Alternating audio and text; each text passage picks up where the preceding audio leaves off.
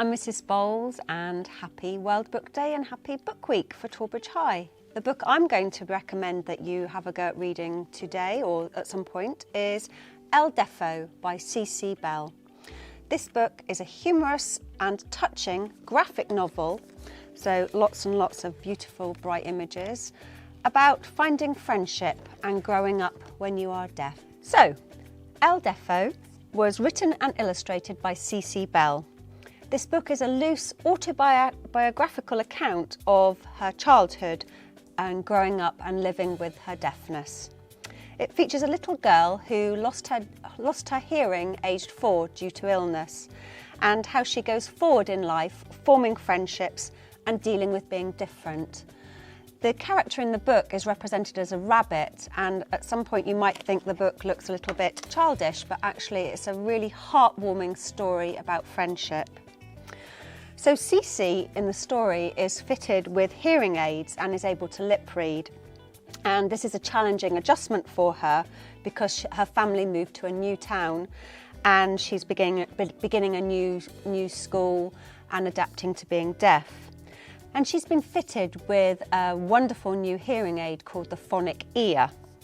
This phonic ear allows her not just to hear her teacher when her teacher's nearby, but to hear things from a very long way away. And this makes Cece feel like she's rather a superhero and she has a superpower, which is why she came up with the title, Deafo. But with that superhero power comes the difficulties of being deafness, and Cece feels uncomfortable and different. And the story is about how she copes in the new school and how she makes friendships.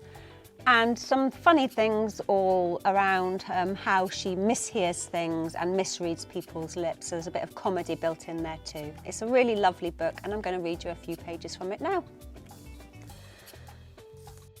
1. I was a regular little kid. I played with my mom's stuff.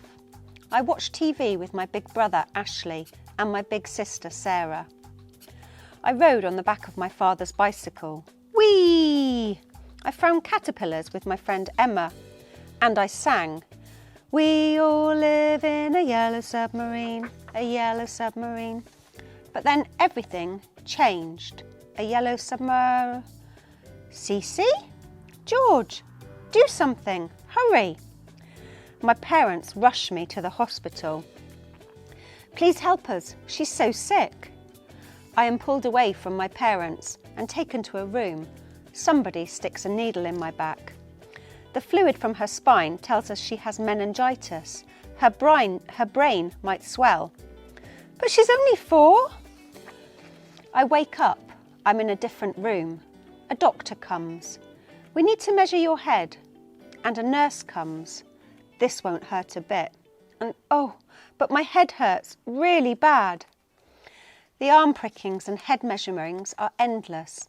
It looks like I'll be here for a while. But after many days of treatment, I am well enough to share a room with another sick kid. Something is different though. But what? I can't quite figure it out. Cece, want some ice cream? I guess she doesn't want any. For one thing, how come I never get any ice cream? The other kid gets it all the time. Why can't Ashley and Sarah come up to my room to talk to me? They might have germs, so they can't come up. And how come the TV doesn't make any sense? Everything is so quiet. It's not all bad though. I get lots of great gifts, like the book, The Meanest Squirrel I Ever Met, and a teddy from Emma. And I start to feel better. I put on one of the gifts. It's time to get up. But I can't stand up. I can't even walk. I can crawl though. And after a few days of practice, I regain my balance. I'm feeling so much better. I think I might even be all better. Finally, I get to leave the hospital and go home. Miracle of miracles, my siblings are being nice to me. Ashley has made and hidden hundreds of paper boats all around the house just for me, and has filled each one with a special surprise. Candy! And Sarah sits close to my bed at night until I fall asleep. I wake up every morning happy and relieved to be home. I stay close to Mama no matter where she is. But suddenly, I lose her. Where is she? I call out, but she doesn't answer me. When I finally find her, I know that everything is different. I think she knows it too. I can't hear. It's been 2 weeks since the hospital. Just because I can't hear good doesn't mean I can't look good. I love my bathing suit. I wear it and nothing else. Every day, everywhere. I look fantastic. But today it looks like I have to get dressed. I don't want to, but I do. We must be going somewhere special. 1 hour later, we're in the car. I wish I knew where we were going. Please don't let it be the hospital. Please, please, please. Phew, it's not the hospital. That man sure looks like a doctor to me. The man who isn't a doctor but looks like one shows me a big bell, and then he puts a blindfold on me. Then he's ringing the bell. Then it gets really strange. The man puts headphones on my ears and motions for me to go inside a booth. I don't want to, but I do. An amazing thing happens inside the booth. I hear a beep, a real beep.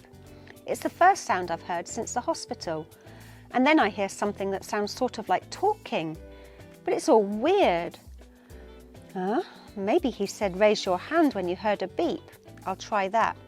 Beep, boop, beep, and then we're done. The man shows me and my parents a chart he has filled out. My parents don't seem too happy after that. Then the man squirts some goop into each of my ears. Ugh! And I wait, and I wait, and I wait, until the man pulls the firmed up goop out of my ears.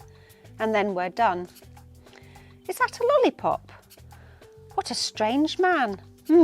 Cherry, my favourite. 1 week later, I've got to get dressed again. Today, the man shows me a little box with cords attached to it. He puts the little box in an ugly green pouch, and then he puts that little pouch on me. He puts those funny-looking earbuds, the one he made last week, back into my ears, and then he pushes a button and adjusts a dial. I can hear, but what are they saying?